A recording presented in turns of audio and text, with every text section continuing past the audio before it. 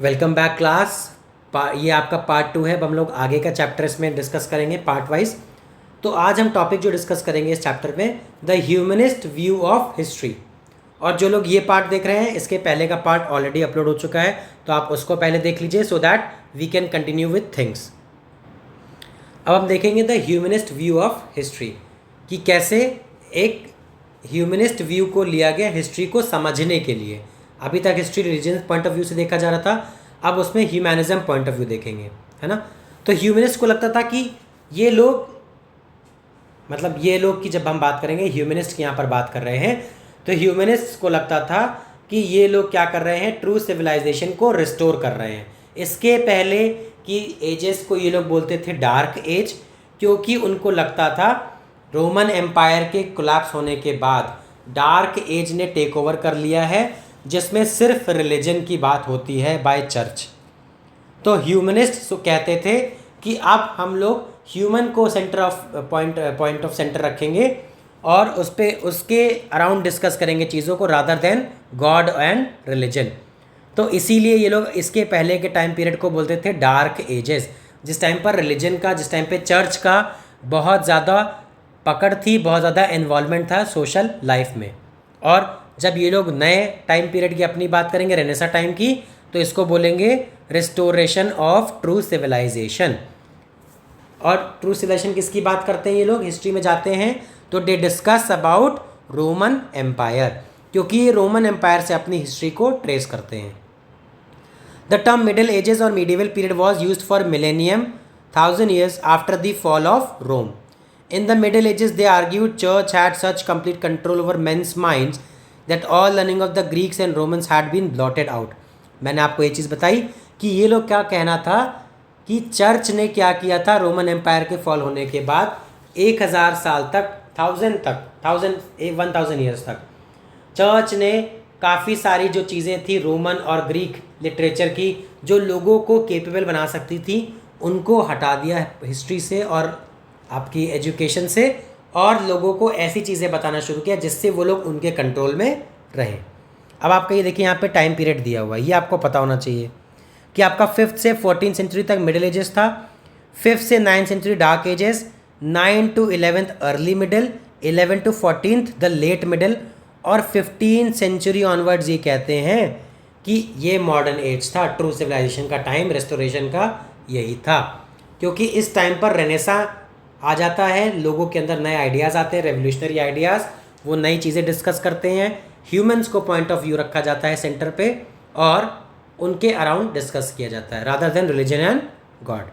अब क्या होता है, science and philosophy, the Arabs contribution.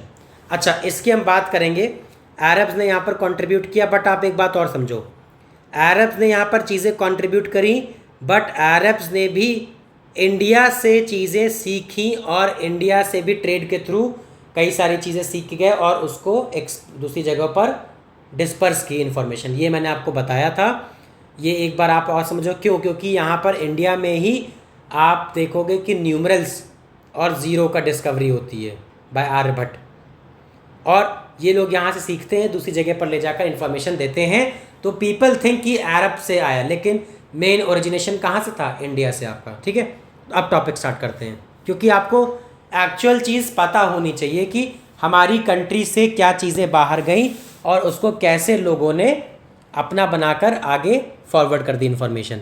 जैसे एक रेलेवेंट एग्जांपल आप अगर समझो, करंट अफेयर्स में कुछ टाइम पहले की बात है, यूएस क्या कर रहा था, यूएस ने जो टर्मरिक है, हल्दी, उसको पेटेंट कर दिया था कि टर्मरिक की जो क्वालिटीज़ होती है, मेडिसिनल प्रॉपर्टीज़ होती हैं, उसको पेटेंट कर दिया था ताकि कोई और कंट्री उसको यूज़ ना कर पाए।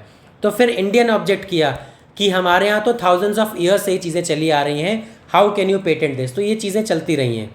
तो आपको ये चीज़ समझनी होगी कि इंडिया में काफ़ी सारी चीज़ें पहले से रही हैं और वो यहाँ से लोगों ने सीखी और जाके दूसरी कंट्रीज़ में इंफॉर्मेशन पास ऑन कर दी एज देयर ओन इन्फॉर्मेशन। अब बात करते हैं science and philosophy and the Arabs contribution. In the 14th century many scholars began to read translated works of Greek writers like Plato and Aristotle. अब इन लोगों ने क्या किया, ये लोग ट्रांसलेटेड बुक्स पढ़ रहे थे। ट्रांसलेटेड क्यों, क्योंकि देखिए जो अरब थे, जब आप मिडीवल इंडिया की हिस्ट्री पढ़ोगे उस टाइम पर अल बिरूनी आते हैं और क्या कहते हैं फैज़ी आते हैं, ये सारे राइटर्स जब आते हैं, अबुल फजल आते हैं, तो ये क्या करते हैं, ये सारे यहाँ के वर्क को ट्रांसलेट करते हैं अपनी पर्शियन लैंग्वेज में, अरबिक लैंग्वेज में, और फिर अलग नाम से उस चीज़ को पब्लिश करते हैं, इन्फॉर्मेशन कन्वे करते हैं। सेम काम इन लोगों ने ग्रीक सिविलाइजेशन के दो फेमस राइटर्स थे, प्लेटो एंड एरिस्टोटल, इनकी भी वर्क्स को ट्रांसलेट किया अरबिक लैंग्वेज में और दूसरी लैंग्वेज में ट्रांसलेट करके इनको डिसेमिनेट करना स्टार्ट कर दिया इन्फॉर्मेशन। तो जब लोगों ने इनको पढ़ना स्टार्ट किया, लोगों की बात करेंगे तो इटली की हम बात करें, रेनेसां इटली की, तो लोगों ने पढ़ना स्टार्ट किया, तो इन लोगों ने देखा कि अरब्स ने सब ट्रांसलेट करके रखा है मैन्युस्क्रिप्ट्स, तो हमको इन्फॉर्मेशन मिल पा रही है जो चर्च ने इतने टाइम से हाइड करके रखी थी। तो प्लेटो ने किसको किया, प्लेटो का नाम इन लोगों ने रख दिया था अरब में अफलातून, और एरिस्टोटल का नाम था अरिस्तु, अरिस्तु इन अरबिक एंड अफलातून इन अरबिक। तो आपको ये नाम पता होने चाहिए पहली बात, MCQ। देखिए ये सारे छोटे क्वेश्चन जो होते हैं ना, ये एकदम आपके सामने होते हैं बट स्टिल आंसर नहीं आ पाता है, क्यों, क्योंकि हम इसको ओवरलुक कर देते हैं। तो प्लेटो अफलातून था अरबिक में और एरिस्टोटल अरिस्तु था अरबिक में। अब इसकी बात करते हैं। These were the works of natural sciences, mathematics, astronomy, medicine and chemistry. तो जो अरब्स ने ट्रांसलेट किए थे वर्क, वो किन सब्जेक्ट्स में थे, science, mathematics, astronomy, medicine and chemistry.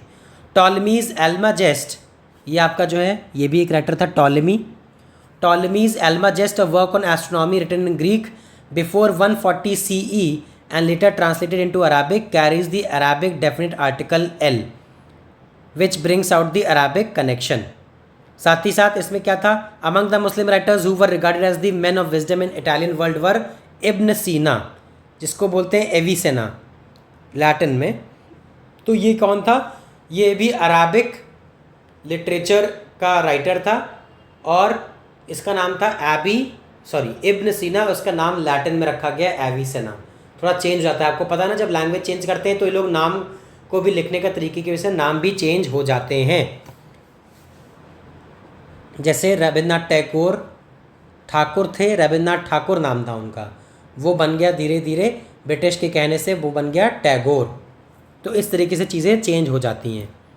फिर Arab physician and philosopher of Bukhara in Central Asia and al Razi Rhazes, author of medical encyclopedia, Ibn Rushd Averroes in Latin and Arab philosopher of Spain.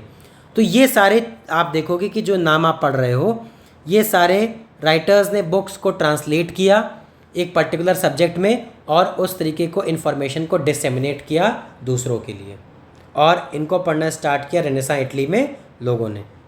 तो humanist ने क्या किया, वो अलग अलग तरीके से लोगों के पास चीज़ें करने लगे। वो क्या करते थे कि ह्यूमनिस्ट ने कहा कि हमारे सब्जेक्ट्स हम लोग पढ़ते हैं, लॉ पढ़ते हैं, मेडिसिन पढ़ते हैं, रिलीजन के बारे में थियोलॉजी, रिलीजन के बारे में पढ़ते हैं। अब हम लोगों को धीरे धीरे ह्यूमनिस्ट पॉइंट ऑफ व्यू को भी इंट्रोड्यूस करना पड़ेगा स्कूल में, so that we can give human individual a centre point अपनी स्टडी का। क्योंकि हम लोग अब ह्यूमनिस्ट पॉइंट ऑफ व्यू से जब बात करेंगे तो उसमें इंसान ह्यूमन सेंटर पे होता है। तो उन्होंने कहा कि हमको लॉ के साथ, मेडिसिन के साथ, रिलीजन की स्टडीज़ के साथ हमको अब इनको भी पढ़ना चाहिए। फिर artist and realism, art and architecture and books were wonderfully effective in transmitting humanist ideas. अब आप एक बात समझिए, ये जो लाइन है बहुत इंपॉर्टेंट लाइन है, ये आपका स्टेटमेंट की तरह बन सकता है क्वेश्चन कि एक्सप्लेन, जैसे आपका एक क्वेश्चन बन सकता है art architecture and books were wonderfully effective in transmitting humanist ideas full stop, explain, है ना, या फिर क्रिटिकली इवैल्यूएट दिस स्टेटमेंट। ये स्टेटमेंट देने के बाद आपसे ये सिर्फ एक लाइन ऐड कर दी जाएगी, आपका क्वेश्चन बन जाएगा। तो अब इसको डिस्कस क्या करना है, तो हमको इस लाइन को समझना पड़ेगा, तो हम आगे की सारी चीज़ें समझ जाएंगे। आर्टिस्ट एंड रियलिज्म, अब इसमें होता क्या है कि आर्ट हो गया, आर्ट का मतलब आपकी पेंटिंग्स हो गई, आपकी स्कल्पचर्स हो गए। आर्किटेक्चर में क्या हो गया, बिल्डिंग का कंस्ट्रक्शन हो गया, किस तरीके की बिल्डिंग्स बनाई जा रही हैं, किस तरीके के वहाँ पर मोटिव्स यूज़ कर रहे हैं, किस तरीके का आर्किटेक्चर में डिज़ाइन यूज़ कर रहे हैं। बुक्स की बात करें तो बुक्स में किस तरीके की थीम है, रिलीजियस थीम है, ह्यूमनिस्ट थीम है, साइंस की थीम है, या फिर मिक्स है, फिक्शन है, नॉन फिक्शन है, इन सब चीज़ों से आर्टिस्ट अपने आइडियाज़ को बहुत सारी जगह पर एक्सप्रेस कर सकता है बिना हर जगह प्रेजेंट हुए। अब इसका एग्जाम्पल, जैसे आप सब बुक पढ़ते हो, आपने कोई नॉवेल पढ़ी, आपने एल्केमिस्ट पढ़ी, ठीक है, आपने 1984 पढ़ी, आपने ये सारी चीज़ें पढ़ी जॉर्ज ऑरवेल की, तो आपने जब आपने एनिमल फार्म पढ़ी, इस तरह की जब चीज़ें आपने पढ़ी, तो आप देखते हो कि वो राइटर हमारे बीच में नहीं है या हमारे साथ नहीं है, बट स्टिल उसके आइडियाज़ को हम समझ सकते हैं। इसी तरीके से जब आप पुराना लिटरेचर पढ़ते हो या आप कोई पेंटिंग देखते हो, जैसे अगर हम इंडिया की बात करें तो इंडिया में आप कई जगह पर जाओगे तो स्कल्पचर देखते हो, ठीक है, लेपाक्षी टेम्पल हो गया, आपका अजंता एलोरा की केव्स हो गई, वहाँ पर जो पेंटिंग्स बनी है, आपका कैलाशनाथ टेम्पल हो गया। तो जब आप उन चीज़ों को देखते हो तो आपको एक अंडरस्टैंडिंग मिलती है कि आर्टिस्ट ने क्या सोचा होगा और कितना चीज़ों को प्रेजेंट करने के तरीके से यहाँ पर बताया कि हमको क्या स्टोरी बताना चाह रहा है, क्या चीज़ वो हमसे कहना चाह रहा है। तो आर्ट आर्किटेक्चर बुक्स क्या होता है, सबसे ज़्यादा इफेक्टिव होते हैं ट्रांसमिटिंग ह्यूमनिस्ट आइडियाज़। क्यों? क्योंकि they don't require anything else, words और कुछ चीज़ों में उसको प्रेजेंट होना ज़रूरी नहीं है, वो अपना एक आइडिया रख के जा सकता है एंड पीपल उसमें से डिड्यूस कर लेंगे कि क्या वो कहना चाह रहा है। आपको एक पेंटिंग बनाकर मैं अगर दिखा दूं कि एक पेंटिंग बनी है, उसमें बिल्डिंग्स शो हो रही हैं, पेड़ पौधे हैं, सन है, बर्ड्स हैं, तो आप समझ जाओगे कि एक पिक्चर पेंट करना चाह रहे हैं आर्टिस्ट कि ये एक सोसाइटी है, वहाँ पर पेड़ लगे हैं, वहाँ पर ऐसा है, तो आपको एक आइडिया मिल जाएगा। सेम चीज़ यहाँ पर भी होता है। तो ह्यूमनिस्ट आइडियाज़ के लिए इन्होंने क्या किया, इन्होंने थीम भी अपनी ह्यूमन रखी, रिलीजियस थीम नहीं रखी। इन्होंने कहा कि हम जो है ह्यूमन के पर्सपेक्टिव से ही चीज़ें बनाएंगे और बताएंगे। तो जो पेंटिंग बनती हैं, जैसे आपकी मोनालिसा बनी, ठीक, आपकी लास्ट सपर बनाया, ये सारी चीज़ें पेंटिंग्स देखो ह्यूमनिस्ट पर्सपेक्टिव से बनाई गई हैं, है ना, कि आपको इंसान आप दिखा रहे हो कैसे इंसान होता है, रादर देन उसके परफेक्शंस, आप उसमें इम्परफेक्शंस भी दिखा रहे हो। कि एक वेल टोन्ड फिगर बनाने के बजाय स्कल्पचर में आपने एक ऐसा पर्सन बनाया जो एक नॉर्मल जनता को, नॉर्मल पब्लिक को रिप्रेजेंट करता है। तो इस तरीके से ह्यूमनिस्ट आइडियाज़ इफ़ेक्टिव तरीके से डिसेमिनेट होते हैं। Artist were inspired by the studying of the works of the past. कैसे?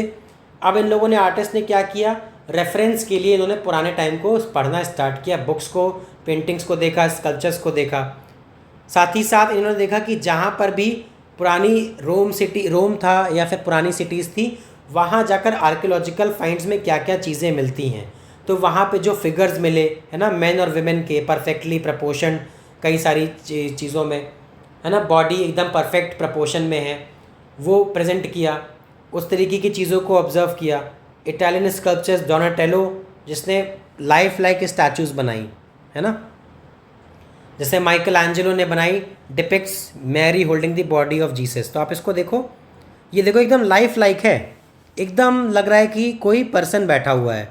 तो ये सारी चीज़ें आप देखो इसमें, जैसे ये आप कपड़े का जो टर्न होता है किस तरीके से एकदम परफेक्टली एक एक चीज़ को ऑब्जर्व करके बनाया गया है।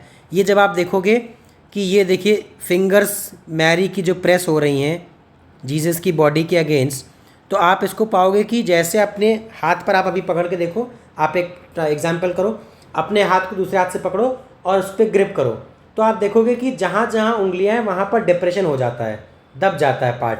तो उसी तरीके से देखिए यहाँ पर भी पार्ट दब जा रहा है। तो ये कितना लाइफ लाइक और ह्यूमनिस्ट पर्सपेक्टिव से बनाया गया है।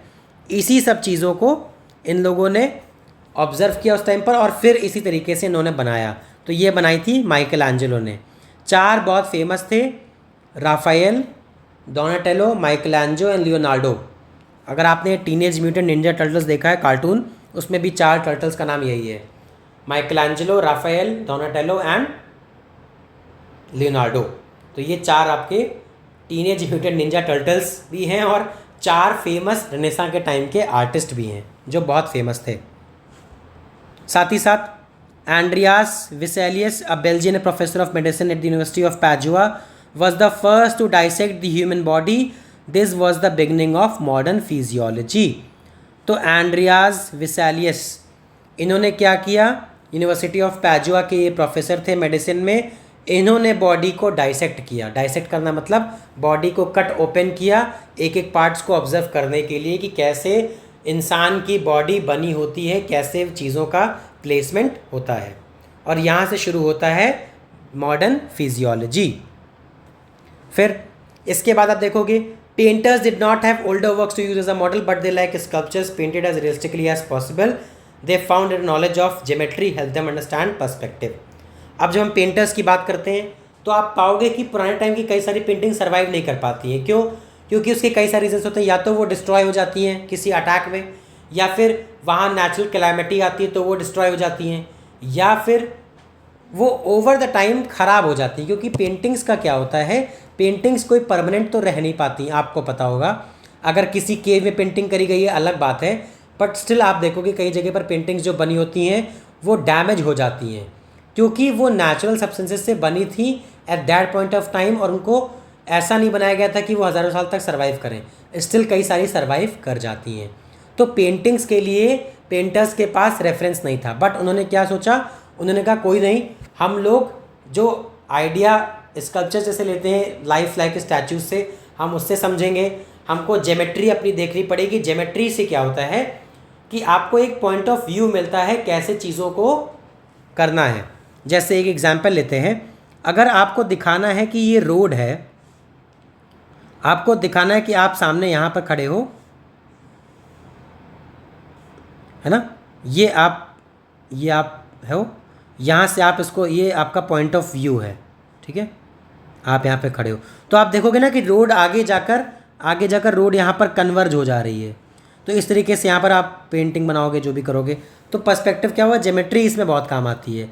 तो पेंटर्स ने भी क्या किया, ज्योमेट्री का यूज़ किया। समझ में आया आपको? तो इस तरीके से ये सारी चीज़ें हुई।